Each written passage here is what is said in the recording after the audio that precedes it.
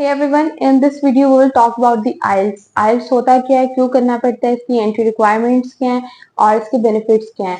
So first of all हम बात करेंगे कि IELTS होता क्या है. मैं आपको सबसे पहले ये बताऊंगी IELTS एक एब्रिविएशन है जो कि है international English language testing system. ठीक है. और IELTS क्यों करना पड़ता है, जो स्टूडेंट स्टडी अब्रॉड के लिए बाहर जाते हैं उनको IELTS करना पड़ता है. और IELTS वाहिद टेस्ट है जो 90% पूरी दुनिया में हर यूनिवर्सिटी एक्सेप्ट करती है. ठीक है. और जैसे बाकी टेस्ट पे कहीं ना कहीं फिल्टर्स लग जाते हैं यूनिवर्सिटीज के, लेकिन आइल्स हर यूनिवर्सिटी एक्सेप्ट करती है. और अगर मैं बात करूं कि आइल्स के करने के कौन स्टूडेंट्स आइल्स कर सकते हैं और कौन नहीं कर सकते, तो ऐसी बात नहीं है, हर स्टूडेंट कर सकता है. बट एक आपके स्किल्स पर डिपेंड कर रहा होता है कि आपकी इंग्लिश के स्किल्स किस तरह के हैं. अगर आपकी इंग्लिश की स्किल्स थोड़े से वीक है तो आप थोड़ी सी एफर्ट करोगे, वो ड्यूरिंग प्रिपरेशन जब आप आइल्स की कर रहे होते हो तो आपके स्किल्स इंप्रूव हो सकते हैं. हमें कौन कौन से स्किल्स रिक्वायर्ड होते हैं आइल्स के लिए, उसमें ये होता है कि good communication skills, pronunciation, vocabulary, accuracy. ठीक है. सेंटेंस मेकिंग, राइटिंग टास्क में आपको सेंटेंस मेकिंग चाहिए होती है. फर्दर मूव ऑन, अगर मैं आपसे बात करूं कि हम आइल्स के अगर टाइप्स के देखते हैं, आइल्स कितनी तरह के होते हैं, तो आइल्स दो तरह के होते हैं, IELTS academic and IELTS general training, जिसको हम इन शॉर्ट जीटी भी कहते हैं.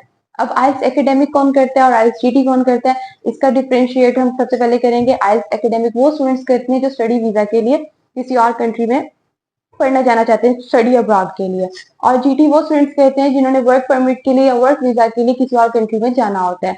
अब इन दोनों में डिफरेंस क्या है, इन दोनों में डिफरेंस ये है, मॉड्यूल सेम है दोनों के, listening reading writing and speaking same like that.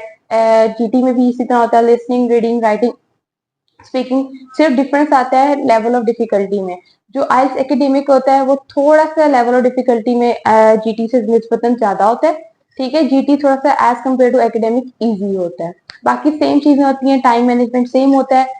और अगर हम इसके मॉड्यूल्स पे बात करें आइल्स की फर्दर ऑन, तो मॉड्यूल्स जो होते हैं वो चार हैं, listening reading writing and speaking.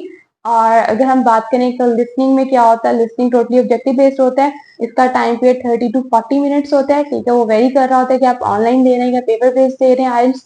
और रीडिंग जो होती है 1 आवर की होती है, वो भी टोटली ऑब्जेक्टिव बेस्ड होती है. और अगर हम राइटिंग टास्क की तरफ जाते हैं, राइटिंग टास्क जो होते हैं, राइटिंग टास्क वो दो होते हैं. एक फर्स्ट पार्ट 1 होता है और पार्ट 2 होता है. जो पार्ट 1 होता है वो 20 मिनट्स का होता है और पार्ट 2 जो होता है 40 मिनट्स का होता है. ओवरऑल 60 मिनट्स मतलब 1 आवर. Same like that. और जो है आइल्स की स्पीकिंग वो 14 to 15 मिनट्स की होती है. 14 to 15 मिनट्स में आपने स्पीकिंग आपकी वाइंड अप हो जाती है. तो ये ओवरऑल था टेस्ट का ओवरव्यू कि आइल्स के टेस्ट के क्या मॉड्यूल्स हैं और टाइम पीरियड क्या है. अब इनको चीजों को जो है हम फर्दर एपिसोड रिकॉर्ड करेंगे जिसमें हम ये नोट डाउन करेंगे कि लिसनिंग करने में आपको क्या टिप्स की रिक्वायरमेंट है. ठीक है. अपने स्किल्स को किस तरह से इम्प्रूव कर सकते हैं, अंडरस्टैंडिंग पावर को किस तरह से अच्छे से कर सकते हैं. ठीक है. रीडिंग में आप अपने रीडिंग स्किल्स को कैसे इम्प्रूव करोगे, टाइम मैनेजमेंट कैसे करोगे, एक्यूरेसी कैसे लेके आओगे, वो सारी चीजें हम देखेंगे जैसे से हम फर्दर एपिसोड रिकॉर्ड करेंगे. हर मॉड्यूल का डिफरेंट से एपिसोड रिकॉर्ड किया जाएगा. ठीक है. ताकि आपको एक्सप्लेन किया जाए, आप ऑनलाइन लेक्चर्स भी ले सकते हो. सो थैंक यू इस वीडियो के लिए. नेक्स्ट एपिसोड तक के लिए अल्लाह हाफिज. So like comment and share.